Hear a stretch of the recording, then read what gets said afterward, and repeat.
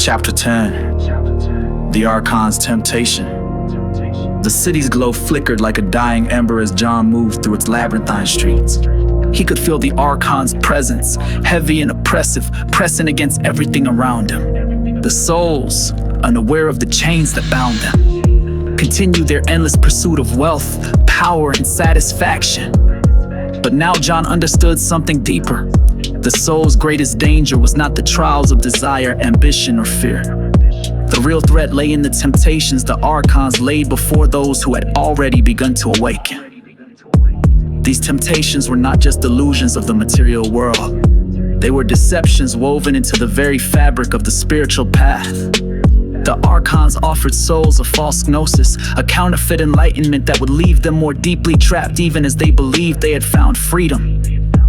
As John walked, the familiar figure of light appeared beside him.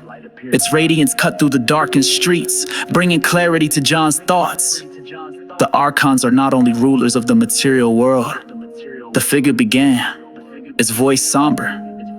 They are tempters. When a soul begins to awaken, when it starts to see through the veil, that is when the Archons' greatest weapons come into play. They offer the soul's false enlightenment, an imitation of Gnosis that feels powerful, even liberating, but is yet another prison. John felt a chill run through him. He had witnessed the trials souls must endure. But this revelation struck even deeper. The Archons' deception didn't end with the material world. They would corrupt even the soul's desire for truth. What kind of temptations do the Archons offer? John asked, his voice tense with concern. How can they twist Gnosis into something false? The figure's light flickered briefly before growing brighter, as though preparing John for the complexities of the answer. The Archons offer shortcuts. They tell the soul that it has already awakened, that it has reached the truth. They offer spiritual power, authority over others, and visions of divine realms, but these are traps designed to feed the ego.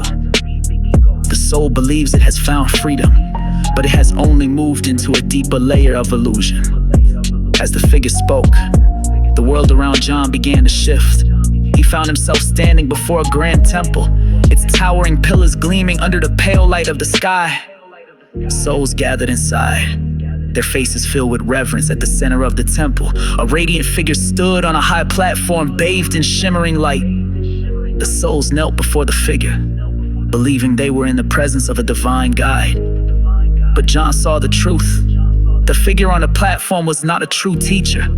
It was an Archon cloaked in the appearance of spiritual authority. Its light was a blinding imitation, brilliant but hollow.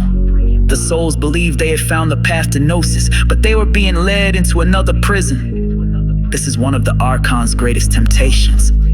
The figure of light said quietly, the temptation of false spiritual authority. The Archons offer the souls positions of power, convincing them that they have attained Gnosis and are now teachers of others. But this power is false, rooted in pride. The soul believes it has nothing more to learn, but it is only trapped in a deeper illusion. John's heart tightened as he watched the souls kneel before the false light, unaware of the darkness that surrounded them. The Archon on the platform shifted, its form subtly changing, feeding on the worship and adoration of the souls who believed they were enlightened. This temptation traps the soul in pride, the figure continued. The soul becomes convinced of its own greatness, believing it has reached the ultimate truth. But true Gnosis is not an endpoint. It is a constant unfolding, a deepening of knowledge. The Archon's counterfeit Gnosis halts the soul's progress, leaving it stagnant in the illusion of power.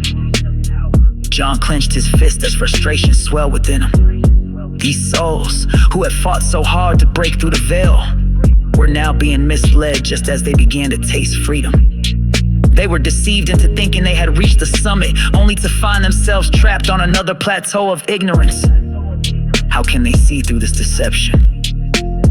John asked, his voice filled with urgency.